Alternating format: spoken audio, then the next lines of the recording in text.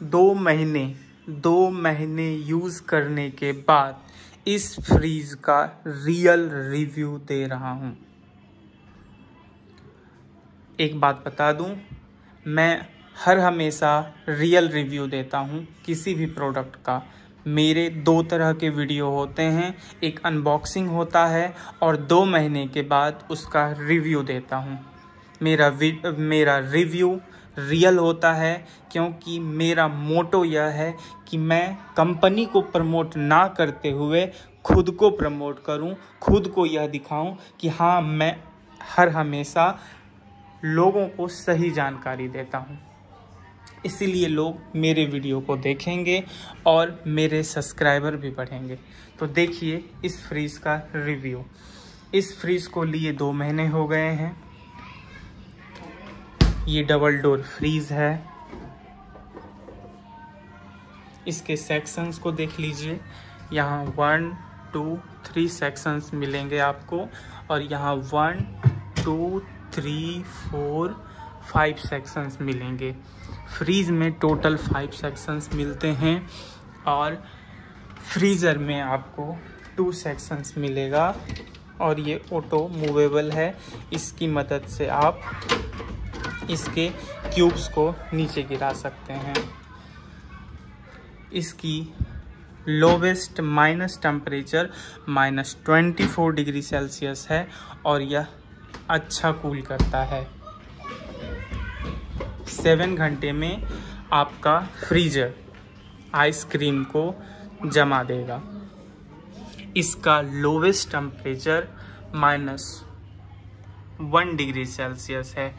कभी भी फ्रिज का लोवेस्ट टेम्परेचर 0 डिग्री सेल्सियस नहीं होता। मैं फ्रिज सेक्शन की बात कर रहा हूँ, फ्रीजर सेक्शन की नहीं।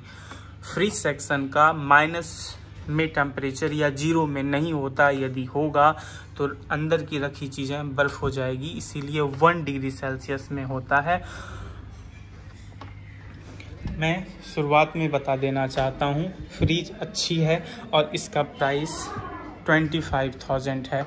मॉडल नंबर मेंशन किया हुआ है, लेकिन एक प्रॉब्लम इस मॉडल में हो सकती है, सभी मॉडल में नहीं आ सकती, जिसके लिए मैं कस्टमर केयर को कॉल करूँगा। देखिए इसकी आउटरनल लेयर जो होती है ना, बाहरी लेयर, बाहर की दीवार, ये गर्म होनी चाहिए। यहाँ देखिए लिखा रहता है, आप पढ़ लेना। फ्रिज के ऊपर किसी भी प्रकार की गर्म या जलती हुई वस्तु ना रखना चाहिए। दूसरा है, फ्रिज की साइड गर्म हो सकती है, यह कोई खराबी नहीं है। यह मॉइस्चराइज़र को रोकने के लिए डिज़ाइन किया गया है, लेकिन यह हिस्सा ठंडा रहता है, ऑलवेज ठंडे रहते हैं। इसके लिए मैं कंप्लेन करूँगा और बाद में इसके रिव्यू क्या आते हैं, कंप्लेन देखा गया या नहीं देखा गया, क्या मेरे प्रॉब्लम को ठीक किया गया, मैं आपको बाद में बताऊंगा। इस सेक्शन, यह जो इस साइड का है, यह गर्म बना रहता है। अब मैं आपको हीटिंग तो नहीं दिखा सकता, लेकिन यह सेक्शन, इधर का हिस्सा गर्म रहता है, लेकिन इधर का हिस्सा ठंडा रहता है। इस हिस्से को ठंडा नहीं रहना चाहिए, गर्म रहना चाहिए। सारी चीज़ें मैंने आपको बता दी। इसे मैंने 25,000 में लिया था। इसकी कैपेसिटी 10 लीटर की है। यह फ्रीज है, इसकी कैपेसिटी 10 लीटर है और पूरे फ्रीज की कैपेसिटी 30 लीटर है। 30 लीटर का फ्रीज है। इसे मैंने 25,000 में लिया है। आप इस मेन्यू को भी देख सकते हैं। इसके अंदर ही स्टेबलाइजर सेट है। इसे आपको अलग से स्टेबलाइजर लगाने की ज़रूरत नहीं होगी। मैंने मॉडल नंबर मेंशन कर दिया है, आप मॉडल नंबर देख सकते हैं, चेक कर सकते हैं और फिर बाद में ले सकते हैं। एक बात मैं बता दूं, यह मल्टी एयर फ्लो फ्रीज है, ये ऑटो कन्वर्टेबल नहीं है। और मैंने ऑटो कन्वर्टेबल इसलिए नहीं लिया क्योंकि मुझे ऑटो कन्वर्टेबल की ज़रूरत नहीं थी। अब ऑटो कन्वर्टेबल क्या होता है? ऑटो कन्वर्टेबल में सिर्फ आपको एक बेनिफिट मिलता है कि आप फ्रीज़र को भी फ्रीज बनाकर यूज कर सकते हैं। मुझे ठंड में भी इसकी ज़रूरत नहीं थी। मुझे ऑलवेज आइसक्रीम खाना पसंद है, मैं ठंड में भी खाता हूँ, इसलिए मैंने ऑटो कन्वर्टेबल नहीं लिया। और ऑटो कन्वर्टेबल में 2000 रुपये एक्स्ट्रा लग जाते हैं, इसलिए मैंने नॉन ऑटो कन्वर्टेबल फ्रिज लिया है। यह मैनुअल है और मैनुअल लेना ऑलवेज बेटर होता है। आप किसी भी चीज़ का यदि मैनुअल सेक्शन लेते हैं, जैसे यहाँ से आप इसे मैनुअल ऑपरेट कर सकते हैं। आप कोई भी वस्तु यदि आप मैनुअल लेते हैं तो वह बेटर होता है। मेरा चैनल का नाम जैसा कि गौतम विज्ञान है, विज्ञान से संबंधित वीडियो डालता हूँ, विज्ञान की छोटी मोटी बड़ी हर चीज़ें बताता हूँ। इसलिए मैं साइंटिफिक बात बता रहा हूँ कि बाहर की लेयर जो होती है ये गर्म होनी चाहिए, मैनुअल लेना चाहिए।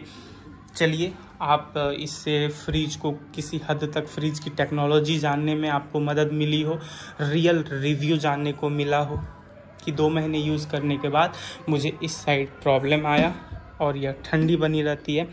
बाद में जब कस्टमर केयर इस समस्या का समाधान कर देते हैं या फ्रिज चेंज कर देते हैं तो इसका भी वीडियो मैं डालूंगा। यदि चेंज नहीं करते या किसी भी तरह की समस्या मुझे आती है तो इसका रिव्यू भी मैं आपको दूंगा।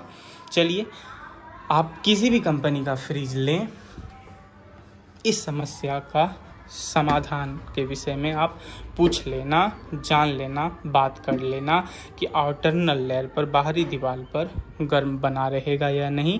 यदि इस तरह का नहीं बना रहता तो बाद में आप इसे रिप्लेस करोगे या नहीं। अदरवाइज़ और सभी चीज़ें ठीक है, कूलिंग भी सही है, लेकिन इसका ठंडा बना रहने से मुझे मेरी बिजली कंजप्शन अधिक हो रही है। हो सकता है कि अंदर थर्मोकॉल होता है, इसके अंदर थर्मोकॉल होता है, तो हो सकता है कि यहाँ से कुछ लीकेज हो जिसके कारण यहाँ हीटिंग ना हो रहा हो, यह ठंडा कंटिन्यूसली ये ठंडा बना रहता है, जिसके कारण मेरी बिजली बिल 2 गुनी हो गई है। तो ये डिमेरिट है, इसकी डिमेरिट है और इस पर आगे ध्यान देने की ज़रूरत होगी। और मेरे अगले वीडियो में आप यह जान जाएंगे कि इसकी डिमेरिट ख़त्म हुई या नहीं। चलिए, धन्यवाद, ध्यान रखिएगा, चैनल ज़रूर सब्सक्राइब कीजिएगा। मेरे रियल वीडियो देने से, रियल रिव्यू देने से ही आप मेरे साथ जुड़ेंगे, मेरे चैनल को सब्सक्राइब करेंगे और मुझे आगे बढ़ाएंगे। और मैं वादा करता हूं कि मैं ऑलवेज किसी भी वस्तु का, किसी भी चीज़ों का रियल रिव्यू ही दूंगा। मैं किसी भी कंपनी के साथ मिलकर आपके साथ गद्दारी नहीं करूंगा। धन्यवाद।